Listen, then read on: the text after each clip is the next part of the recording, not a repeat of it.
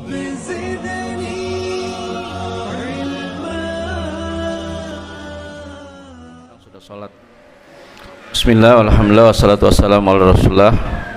Para jamaah sekalian, beberapa menit ke depan sebagaimana biasa kita manfaatkan untuk mendengarkan pertanyaan dari jamaah. Tentunya kita sangat mengharapkan agar pertanyaan terkait dengan topik yang kita bahas. Sebelumnya ada pertanyaan yang datang dari luar jamaah, dikirim melalui media sosial dari para pemirsa yang mengikuti siaran kajian ini. Yang pertama, Afwan Ustadz, mau tanya yang mana lebih utama ketika terlambat datang sholat Jumat, ketika khotib sudah berkhutbah, sebaiknya sholat sunnah atau langsung duduk mendengarkan khutbah? Ya, jadi kaidah umumnya hadis Rasulullah, idza dakhala ahadukumul masjid fala yaq'ud hatta yusalli raka'atain. Ya, apabila seorang di antara kalian masuk ke masjid, maka janganlah dia duduk sebelum dia sholat 2 rakaat. Ya, ini menunjukkan bahwa salat tahiyatul masjid itu adalah sebuah sunnah yang muakkadah. Kita dianjurkan dengan penegasan untuk tidak duduk kecuali sholat terlebih dahulu. Bahkan sebagian ulama sampai mewajibkan yang namanya sholat tahiyatul masjid. Namun pendapat ini tidak kuat. Yang benar tahiyatul masjid adalah sunnah muakkadah. Dan bagaimana kalau khatib sudah berkhutbah? Ya, dia tetap sholat, ya, dan tidak duduk, dia tetap sholat, karena ada satu hadis yang menjelaskan bahwa Rasulullah pernah suatu saat sedang berkhutbah, lalu ada yang datang masuk dan langsung duduk. Rasulullah melihatnya dan memerintahkan dia untuk sholat 2 rakaat, padahal beliau sedang khutbah. Allahu a'lam. Kemudian, mana yang lebih utama pada malam atau hari Jumat?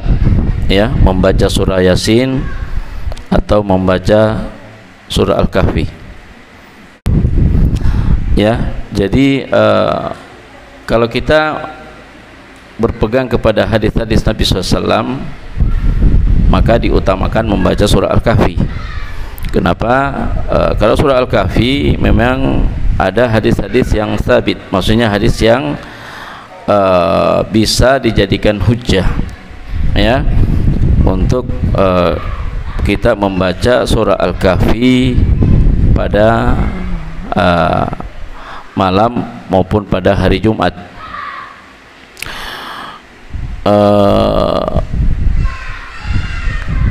Di antara dalilnya adalah hadis Abu Sa'id Al-Khudri, Rasulullah SAW bersabda, ya, man qara surat Al-Kahfi lailatal jum'ah adha'a lahu minan nur ma bainahu wa bainal baitil atiq. Ya, kama qala Rasulullah, barang siapa yang membaca surah Al-Kahfi pada malam Jumat, maka cahaya akan menyinarinya, ya, cahaya akan menyinarinya sepanjang jarak antara dirinya dengan Al-Baitul Atiq, dengan Masjidil Haram. Ya, itu hadisnya sabit. Jadi ini gambaran tentang bahwa orang ini berada di dalam bimbingan Allah Subhanahu wa taala. Ya. Kemudian ada hadis lain juga, ya, yang insyaallah yang sebagian ulama mensahihkan bahwasanya Rasulullah bersabda, man qara'a surat Al-Kahfi yaumal jum'ah ada alahu minan nur ma bainal jum'atain. Ya, barang siapa yang membaca surah Al-Kahfi pada hari Jumat, ya, maka, ya, cahaya akan menyinarinya di sepanjang 2 Jumat, antara Jumat yang satu dengan Jumat yang lain.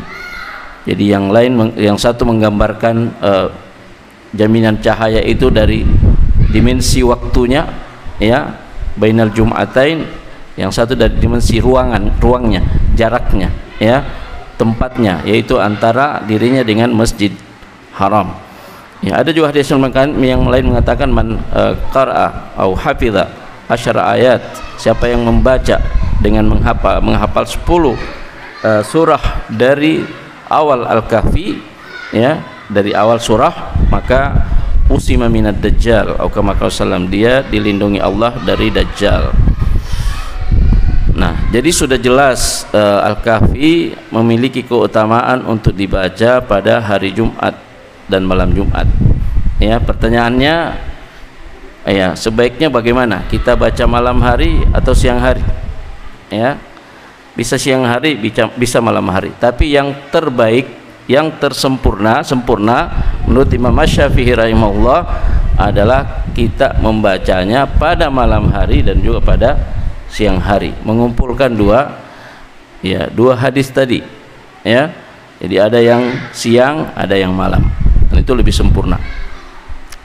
Allahu a'lam. Kemudian adapun tentang surah Yasin, memang ada beberapa hadis-hadis yang berkaitan dengan keutamaan membaca surah Yasin, ya.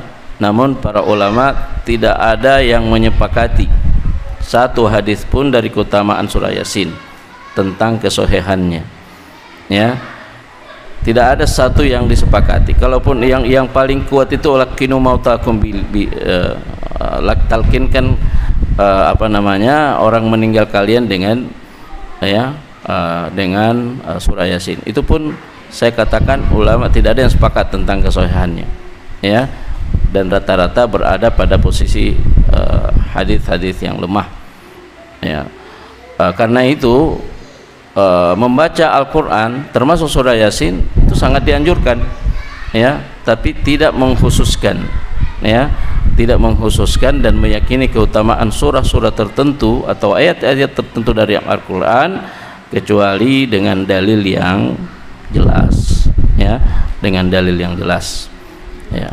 Oke, kita mengambil tentang keutamaan surah Yasin, ya, kita terima keutamaan-keutamaannya, tapi itu tidak menunjukkan bahwa dia lebih utama dibaca pada malam Jumat, ya, karena pengkhususan waktu juga untuk membaca suatu surah yang memiliki keutamaan itu juga membutuhkan dalil, ya, membutuhkan dalil, dan tidak ada dalil untuk itu. Semoga yang bertanya paham dan bisa mendengarkan. Kemudian di sini dikatakan di dalam beberapa riwayat dinyatakan bahwa boleh menunda sholat isya.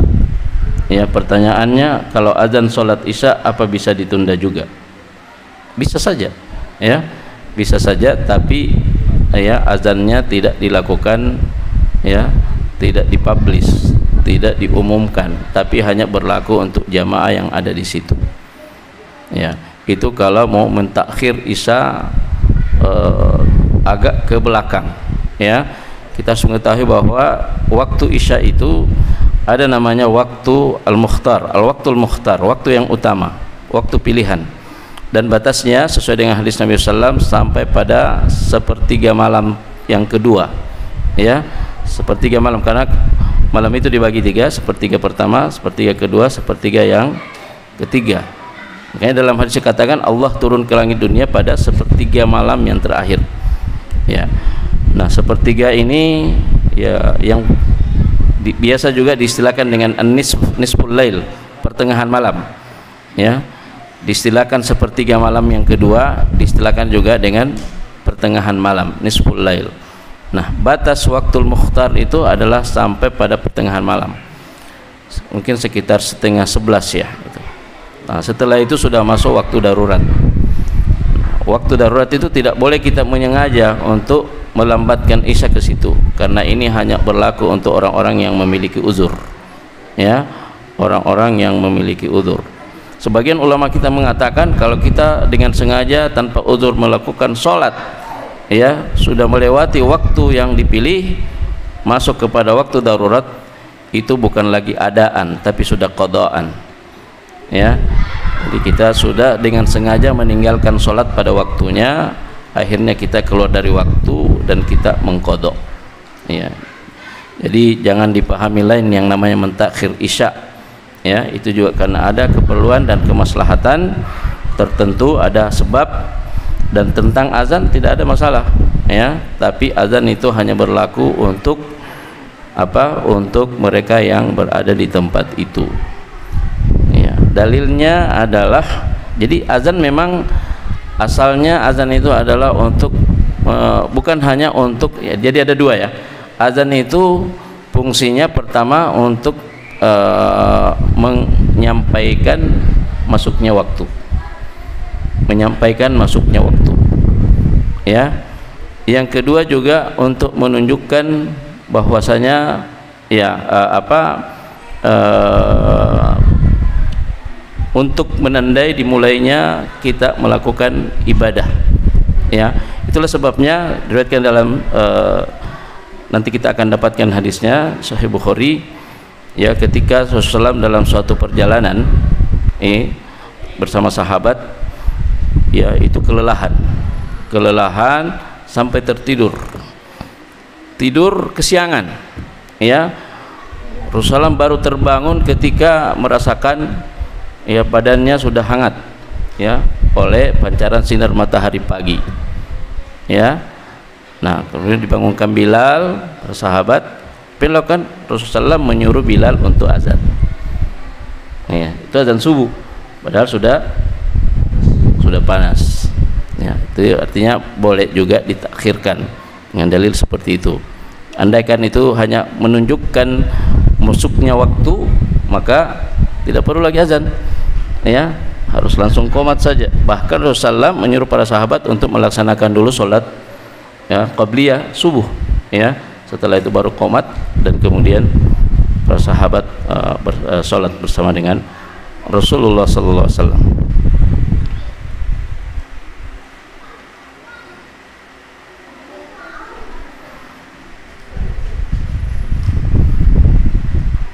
Jika ada seorang ahli ibadah dan beliau juga mempunyai rasa takut kepada Allah yang tinggi, tetapi dalam hal keilmuan beliau hanya biasa-biasa saja, dan ketika berceramah seperti halnya ustadz pada umumnya, apakah ahli ibadah seperti itu sudah bisa dikatakan ulama? Nah, susah menjawab ini. Artinya ulama kita harus dudukkan dulu, ya. Ulama yang dimana yang dimaksud, ya. Nah, ulama dalam pemahaman orang-orang dahulu, ya, ini tidak mudah, ya, tidak mudah. Orang alim itu tidak mudah, ya. Pertama, orang alim itu ditandai dengan memang ilmunya yang sangat dalam, ya, ilmunya yang sangat dalam. Ilmu yang dalam itu, ya, bukan sekedar fis sutur, tapi fis sudur. Ilmu mereka itu bukan hanya berada di dalam tulisan-tulisan mereka, tapi tersimpan di hati-hati mereka. Lembaran-lembaran ilmu dan pemahaman itu ada di hati-hati mereka, hafalan-hafalan mereka, ya. Dahulu tidak bisa dikatakan ulama kalau tidak hafal Quran, ya, kalau tidak paham bahasa Arab, tidak menguasai bahasa Arab, tidak hafal Al-Quran, tidak punya stok hafalan hadis-hadis Nabi, ya, itu juga bukan hafalan hadis kayak kita sekarang, ya, cuma menghafalkan potongan matannya saja. Dulu dia hafal dengan sanadnya, ya. Kemudian juga dalamnya ilmu itu jadi dibuktikan dengan, ya, dengan apa? Dibuktikan dengan penguasaan terhadap ilmu-ilmu alat, ya. Karena ulama itu bukan periwayat hadis. Ada periwayat hadis tapi bukan ulama. Ulama itu yang mereka sampai pada tingkat ijtihad, bisa beristihad, dan ijtihad tidak boleh dilakukan kecuali orang yang menguasai ilmu-ilmu alat, ya. Jadi punya stok kontennya, ya, paham hadis, paham tafsir, ya, ya, dan juga punya ilmu alat. Apa itu ilmu alat? Pertama, bahasa Arab. Kalau tidak ngerti bahasa Arab sudah tidak usah bermimpi, ya, jadi ulama, ya. Yang kedua, punya ilmu alat berupa ilmu hadis, ya, dirayah, seperti ilmu mustalah hadis, ilmu rijal, yang harus dia pakai untuk mentakhrij hadis-hadis Nabi, Yang ketiga, punya ilmu usul fikih dan qawaid fiqhiyah. Itu minimal ilmu alatnya. Baru kita bisa masuk kategori ulama. Itu pun ulama secara formalitas. Ya, karena dulu itu orang hanya dikatakan ulama kalau dia punya rasa takut yang sangat besar kepada Allah Subhanahu wa taala. Makanya Imam Ahmad mengatakan al ilmu khasyatullah. Ilmu itu adalah rasa takutmu kepada Allah Subhanahu wa taala. Semakin engkau punya rasa takut kepada Allah Subhanahu wa taala dalam berkata-kata, di dalam bertindak, maka keilmuanmu juga akan semakin dalam. Nah, dulu itu pernah ada seseorang mengkategorikan ulama itu menjadi 3. Ya, ulama zaman ini. Jadi ada ulamanya Allah, ulama Rabbani, ya, yang gambarannya seperti yang saya katakan tadi itu. Ada ulama su, ya. Ulama su ini apa? Punya ilmu yang banyak, ya. Artinya dia punya ilmu, ada ilmunya memang, ya. Ini mirip-mirip ulama Bani Israel, ya. Ilmunya luar biasa, tapi su, dia punya akhlak yang buruk. Nah, inilah dari tangan mereka inilah keluar fatwa-fatwa yang dijual, ya. Jadi menjual fatwa, ya bi'udinahum bi'aradim minad dunya, ya. Mereka menjual agama mereka dengan sekeping dari kekayaan dunia. Nah, inilah yang banyak berfatwa, menjual fatwa, ya, berbisnis dengan agama, ya. Jadi agama ini dijadikan tempat mencari, ya, ma'isyah dalam kehidupan dunia. Dan kita sudah tahu bagaimana bahayanya para ulama su itu, ya. Yang ketiga adalah, ya, ulama gadungan, ya. Jadi ulama gadungan ini, ya, dia memposisikan dirinya sebagai ulama padahal dia tidak punya kapasitas sama sekali, ya, sebagai seorang ulama. Wallahul musta'an. Dan dulu itu tidak ada orang yang bilang saya ini ulama, ya, tidak ada. Hatta Imam Ahmad, Imam Asy-Syafi'i, tidak ada yang mengatakan ayo kita para ulama kumpul-kumpul, tidak ada itu, ya. Itu hanya penghargaan dari, jadi yang memberikan gelar itu orang lain, ya, orang lain yang kemudian melihat, menilai mereka ini, oh mereka inilah para ulama, ya. Kalau sekarang ini kan ayo para ulama, ya, ya, atau mengatakan kita ini adalah para ulama, tidak ada seperti itu, ya. Nah, sekarang memang, ya, semuanya serba seperti ini, ya. Allahul musta'an. Nah, pertanyaannya tadi itu, ya, apakah ahli ibadah seperti itu sudah dikatakan ulama? Ya, jadi saya kira jelas, ya, apa kualifikasi ulama, apa kualifikasi ahli ibadah. Dan dalam banyak hadis-hadis Nabi SAW, ya, dibedakan oleh Rasulullah SAW antara abid dengan alim, ya, antara abid dengan alim.